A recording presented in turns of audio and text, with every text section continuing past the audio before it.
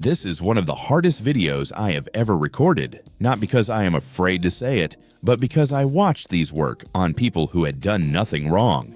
Good people, ordinary people, a woman driving home from a late shift, a man taking his son to a weekend game, a college student on a road he had driven 100 times before. None of them were criminals. None of them were doing anything illegal that night. And every single one of them walked away from a routine traffic stop having given up far more than the law ever required, because they did not recognize 5 specific techniques working against them in real time. That is what this video is about. Not the stop itself, not the ticket, not the light you may or may not have run. This video is about what happens in the 90 seconds between the moment those patrol lights appear in your mirror and the moment you open your mouth and say something you cannot take back. I spent years on the other side of that window. I know what that moment looks like before the driver even realizes it has changed. And I need you to understand something before we go any further. The danger in a traffic stop is almost never the reason you were pulled over. The danger is the gap between what feels routine and what is legally significant. The gap between what the officer can ask and what you think you are required to answer. That gap is where most people lose, quietly, politely, without ever raising their voice, because they did not see it coming.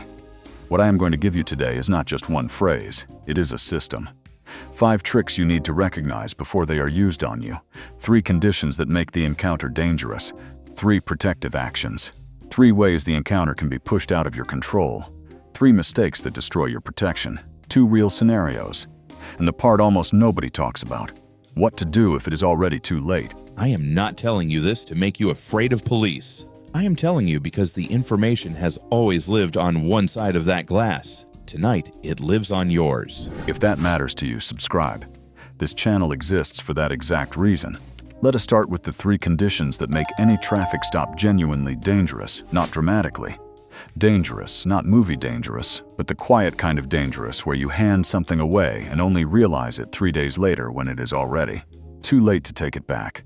Condition 1. No documentation, no recording, no witness, no clear memory of the exact words used. It becomes your word against the record. Think about what that means in practice. You are sitting in your car. The officer leans into your window and says something.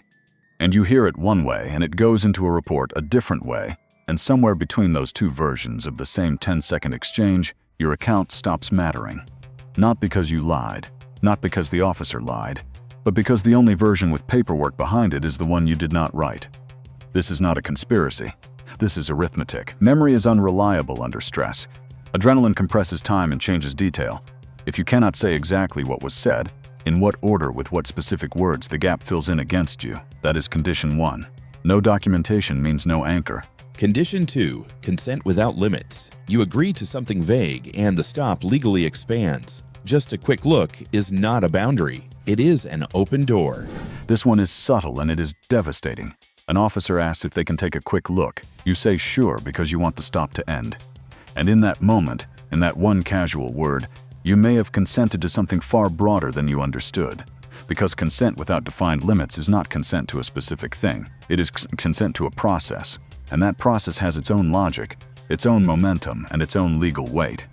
The officers who are most experienced at this know that the easiest consent to get is the one that sounds like a formality. Mind if I take a look sounds like courtesy. It is not always courtesy, it is sometimes a legal opening. And once you say yes, without saying yes to what specifically, walking that back in the moment is extraordinarily difficult. Condition 3. Not knowing the difference between a request and an order. This is the gap the 5 tricks live in. When you cannot tell if something is optional, you treat it as mandatory. That is not weakness. That is just how pressure works. And these 5 tricks use exactly that. The officer says, "Go ahead and pop the trunk for me." Is that an order? Are you legally required to comply? Or is it a request, politely worded, socially pressured, phrased in a way that makes refusal feel impolite or suspicious? Most people do not know, and in the uncertainty they reach for the latch. Not because they were ordered to. Because the moment felt like it had already been decided. That is the environment the 5 tricks operate in. Let me walk you through each one. Trick number 1 is the casual question before the question. The officer approaches your window and asks something warm. Long day? Where are you coming from? Headed home. It sounds like small talk. It is not small talk, it is evaluation, your answer, your tone, your body language, the way your eyes move. All of that is being read before the real question ever arrives. By the time the officer asks what they actually want to know, you have already been talking for 30 seconds. You have already established a pattern. You have already given more than you may have intended. Trick 2. The implied mandate. The request sounds like an order. Step out for me. Pop the trunk. I'm going to need you to listen for that framing. The language is deliberate. Go ahead and places the action in the future as if it has already been agreed upon. I'm going to need you to sounds official, procedural, legally compelled, even when it is not. These are phrasing choices, and they work because they exploit the ordinary human instinct to comply with authority-adjacent language. You are not stupid for responding to that. The framing is designed to bypass the question of whether compliance is required. It skips the question entirely and lands directly at the action. Trick number 3 is the urgency rush. Come on, it'll just take a second. This is routine, don't make it complicated. We can do this the easy way or we can stand here all night. The pace increases. The officer moves as if the outcome is already determined, and the pressure to match that pace, to keep up, to not be the difficult one, to just get it over with, that pressure is real. It is social and physical at the same time. Your hand moves before your mind has caught up to what is happening. Trick 4. The silence fill. The officer asks a question and stops talking. The silence is the technique. You fill it with explanations that become the problem. Silence in a normal conversation means someone needs to speak. Silence in a police encounter is a tool. The officer asks a question and then goes quiet, not because they have nothing to say, but because they know you will, and you will say more than you meant to. You will explain, correct, qualify, add context that was not requested, walk back a previous word, and in doing so, create a map of details that may complicate what comes next. You do not need to fill the silence. You are not obligated to make the moment comfortable. The silence belongs to the encounter. Let it stay there. Trick number 5 is the friendly rap. This one catches people who have been careful the whole stop. Everything has gone reasonably well. The officer is writing the ticket or handing back your license. The energy has relaxed. You feel the stop winding down. And then, in a warmer, casual tone, almost conversational, the officer says, "You sure there's nothing in there I should know about?" Or, "Mind if I just take a quick look before you go?" And you, relieved, caught off guard, wanting to end on a good note, you say sure. And just like that, the stop that was almost over is not over. Here is the phrase. Say it before your hand moves, before fear becomes permission. Officer, I want to cooperate correctly. Can you tell me specifically what you need from me right now? Say it once, calm voice, flat tone, no sarcasm, no edge, no speed. I know what you are thinking. That is it? That is the phrase? Yes, that is exactly why it works. The power is not that it forces anything. It does not force a confession from the officer. It does not create a legal shield. It does not guarantee a particular outcome. The power is that it changes the moment from automatic movement to stated reason. It inserts one beat of deliberate communication into a situation that is specifically designed to move past deliberate communication. It asks the encounter to become explicit before it expands, and it signals something important. This driver is cooperative and aware. Those two things together change the dynamic, not always, not guaranteed, but consistently enough that it matters. Now let me give you the 3 protective actions, what you do alongside that phrase to make it mean something. Protective action 1. Slow everything down physically. Hands visible. Movements announced. I am reaching for my license. Physical calm is not weakness. It is your first protection. This is not performative. This is not theater. When you move slowly and announce your movements, you remove ambiguity. You give the officer clear information about what your hands are doing, where they are going, and what they intend to retrieve. That matters. That documentation of your behavior, visible, predictable, calm, is the physical version of the verbal phrase. It says, I am not a threat, and I am not panicking, and I am doing this right. Protective action 2, make every agreement explicit and limited. If you are going to consent to something, answering a question, providing a document, allowing a look, say what you are consenting to and what you are not. I'll answer that question, but I don't consent to a search. I can show you my registration, but I'd like to understand what you're looking for. You are not refusing, you are defining. There is a significant legal difference between those two things, and establishing that difference in words, out loud, in the moment may matter later. Protective action 3, do not fill silences. After the phrase is said, stop. Do not explain the phrase. Do not add context to the phrase. Do not soften it with a story about where you are going or why you were driving that way. The phrase creates a pause. Filling that pause is the same as undoing it. Say it, then wait. If you have ever been through a stop where something felt off, subscribe and share this. Someone you know needs it. Now let us talk about the 3 ways the encounter can be pushed out of your control. These are patterns, not accusations, sometimes deliberate, sometimes just the speed of the situation. Either way, you need to recognize them. Pressure tactic 1 is warmth to lower your guard. The officer is friendly, personable, uses your name, makes the stop feel like a conversation between 2 reasonable people who are just having a quick exchange on the side of the road. And because it feels social, you respond socially, openly, naturally, without the careful attention you would pay if the tone were more formal. That is the function of the warmth. It does not feel like a tactic. That is what makes it one. Pressure tactic 2 is repetition with irritation. The officer asks the same question multiple times, each time with a slightly sharper edge. Come on, just tell me. I already asked you. We've been standing here for 5 minutes. The implied message is that your continued request for clarity is the problem, that reasonable people would have just answered by now, and your hesitation looks like guilt. It does not look like guilt. It looks like someone who is being careful. But the irritation creates social pressure to prove you are not guilty by caving. Do not cave. The irritation is not evidence that your question was wrong. Pressure tactic 3 is the nothing to hide frame. If you've got nothing to hide, this'll just take a second. This line makes rights awareness sound like concealment. It inverts the logic of what you are doing. You are not refusing because you have something to hide. You are asking for clarity because the encounter is legally significant and you want to cooperate correctly. But the nothing to hide frame is effective because it works on the social level. Most people do not want to appear suspicious, and appearing suspicious feels worse in that moment than simply complying. Recognize the frame for what it is, now the decision tree, because you need to know the path before the moment arrives. If the officer gives you a clear, specific, lawful reason for what they are asking, you cooperate calmly, slowly, you announce your movements, you do not keep arguing. You do not turn the moment into a personal contest about who was right. You comply, you document mentally, and you let the stop proceed. That is the correct path, and it ends the encounter efficiently. If the officer gives you a vague answer, routine, procedure, just because, don't make this difficult. You use the follow-up phrase. I understand, officer. I am not trying to make this difficult. I am asking for the specific reason so I can cooperate correctly. You repeat cooperation. You do not move until you have something to work with. You do not escalate. You do not match the vagueness with resistance. You wait. If the officer becomes visibly irritated, you do not mirror that emotion. You do not raise your voice. You do not debate on the roadside about what the law says or does not say. You use the escalation response. Officer, I hear you. My priority is safety. I am going to do exactly what you ask. I just want the record to be clear.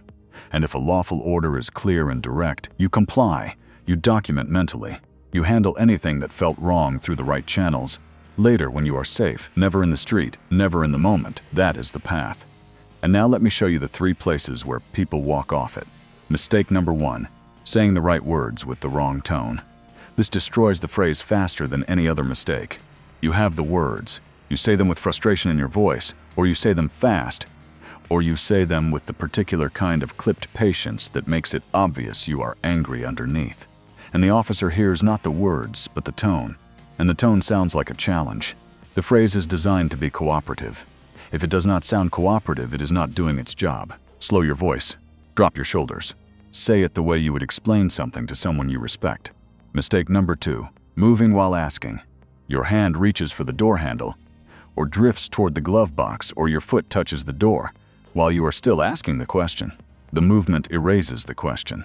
You have already begun the action the phrase was meant to pause. If your hand is moving, the pause does not exist. Stay still.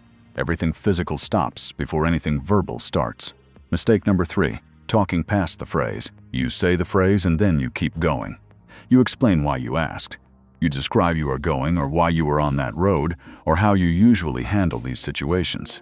You circle back and add context, and in adding context, you hand over the exact kind of extra information that the silence fill was designed to collect in the first place. The phrase works because it is followed by quiet. If it is not followed by quiet, it is just another thing you said. But here is what almost nobody covers. What if it is already too late? What if you already answered, already opened the trunk, already said yes? I need you to hear this clearly. It is not over. The moment the mistake happened does not close the record. What you do in the 30 seconds after the mistake can still matter. Stop talking. Do not panic visibly. Do not reach for anything. Do not start explaining what you meant or revising what you said. Do not argue about the consent you may have already given. Instead, say this, calmly, directly, without accusation. I want to be clear. I answered those questions voluntarily. I did not consent to a search. If the search is already happening, you say, I want it noted that I agreed to a brief look, not a full search. You say it once. You do not repeat it under your breath. You do not escalate it. You say it so that it exists in the record, in the officer's memory, in the body cam audio, in whatever documentation follows. And then, when the stop is over and you are back in the car or back in your house, write everything down, the officer's name and badge number, the exact words used in order, the time, the location, the sequence of requests. Every physical detail you can reconstruct. Do this within the hour. Memory degrades fast under adrenaline, and the clarity you have in the first 60 minutes will be sharper than anything you can recall 3 days later. The record you build after is almost as important as the behavior during.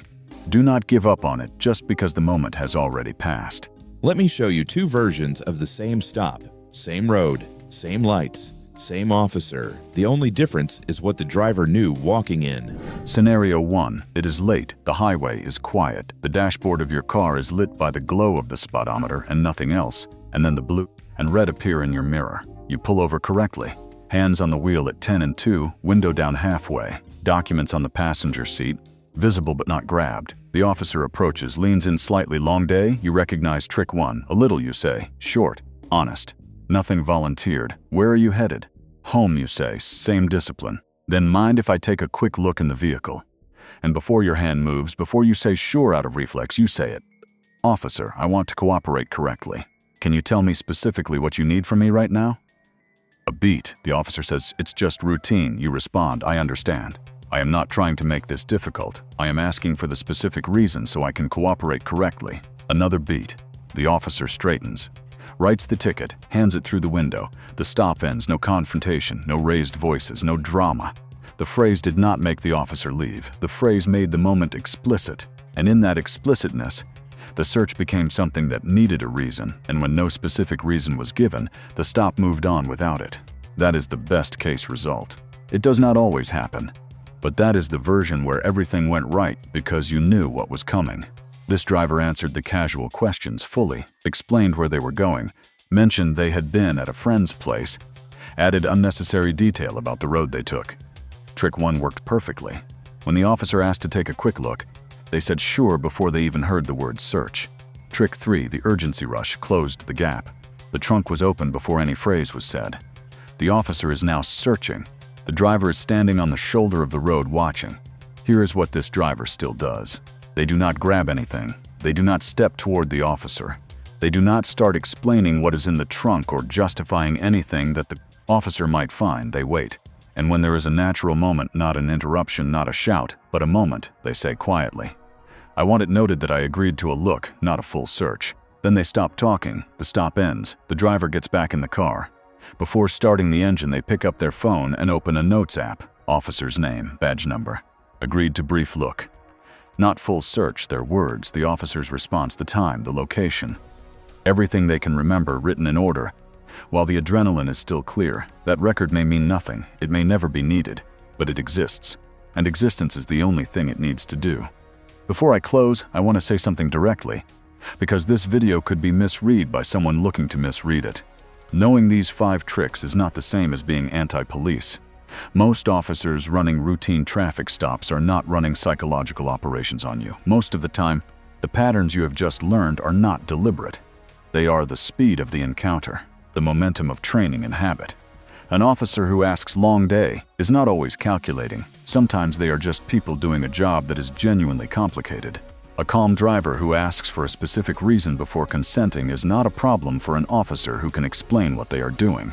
Rights awareness does not inflame a clean stop, it stabilizes it. It gives both people a clear, legible interaction to work with. The goal was never to win against the officer. The goal is to get home, with your record intact, with your rights acknowledged, with documentation of what happened, just in case it ever matters. Here is the system one more time. 5 tricks to recognize: the casual question, the implied mandate, the urgency rush, the silence fill, the friendly rap. 3 conditions: no documentation, consent without limits, not knowing what is optional. 3 protective actions: slow down physically, make consent explicit and limited, do not fill silences. 3 mistakes: wrong tone, moving while asking, talking past the phrase. The phrase, "Officer, I want to cooperate correctly. Can you tell me specifically what you need from me right now?" The follow-up: "I understand. I am not trying to make this difficult. I am asking for the specific reason so I can cooperate correctly." The escalation response: "Officer, I hear you. My priority is safety. I am going to do exactly what you ask. I just want the record to be clear. And if it is already too late, do not panic, do not grab, do not explain. State what you did and did not consent to. Write everything down within the hour. Send this to someone who drives alone at night and has never thought about what they would say if those lights appeared. Comment below with which of these 5 tricks you have already experienced without knowing what it was called. Tell me the exact phrase the officer used. Subscribe if you want the rest of the system. I recorded this because the information has always lived on one side of that glass. Tonight it lives on yours. The phrase is not a weapon. It is not a challenge. It is not a guarantee. It is the one calm sentence that gives you back your voice in the moment when panic is trying to take. The moment before your hand moves, before fear becomes permission, before the difference between a request and an order disappears into automatic compliance. Know the system before the lights appear. That is the whole point. That is why this was hard to record. And that is why it needed to be said.